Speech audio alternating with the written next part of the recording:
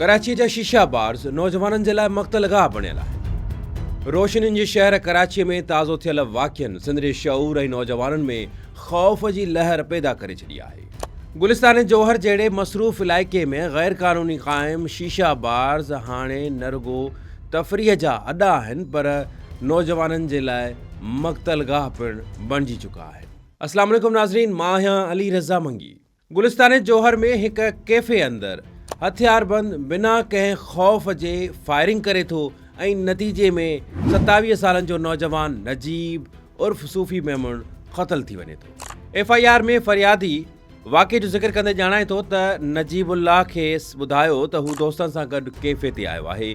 कुझु वक़्त खां पोइ हू बि भाउ खे वठण लाइ कैफ़े ते पहुतो त सूरत-ए-हाल इंतिहाई संगीन हुई। नजीबुल्लाह मुंहिंजो वॾो भाउ हो जेका सो प्रॉपर्टी वग़ैरह जो कमु कंदो हो विया हुआ शीशा कैफ़े ते, कैफ़े ओरा हो गुलिस्तान जौहर जे इलाइक़े में।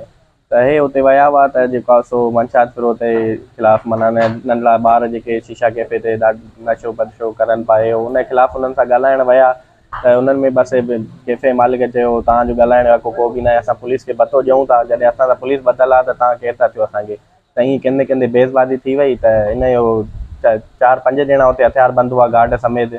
मैनेजर हुअसि, 2 हुनजा दोस्त हुआ, कैफ़े जो मालिक हुओ। त उनखे साइड मां हेॾां गोली हणी करे हेॾां आरो पार थी जीअं में मुंहिंजो भाउ जेको आहे सो शहीद थी वियो।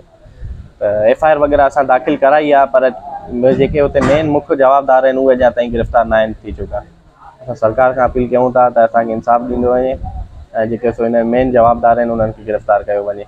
फ़रियादी मुबशिर मूजिबि कैफ़े ते हुल हंगामो हो। जदीद हथियारनि सां गोलियूं हलियूं जंहिंमें संदसि भाउ नजीबुल्लाह ऐं संदसि दोस्त अदनान ज़ख़्मी थिया।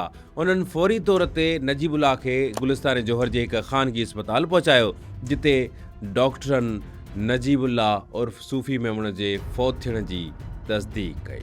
पुलिस जो चवणु आहे त कैफ़े जे मालिक ऐं कैफ़े जे गार्ड खे गिरफ़्तार करे जांच शुरू करे छॾी आहे। नाज़रीन, अहिड़े ई क़िस्म जो हिकु वाक़ियो 28 डिसेंबर 2025 ते पेश आयो जंहिंजी FIR 3 ॾींहंनि बाद याने 1 जनवरी ते दाख़िल कई वई हुई। फ़रियादी मूजिबि 22 वरियनि जो हुज़ूर बख़्श चिंची लोडर रिक्शा ते गत्ता मेड़े पंहिंजे घर जो चुल्हो हलाईंदो हो जंहिंखे फायरिंग करे क़तल कयो वियो।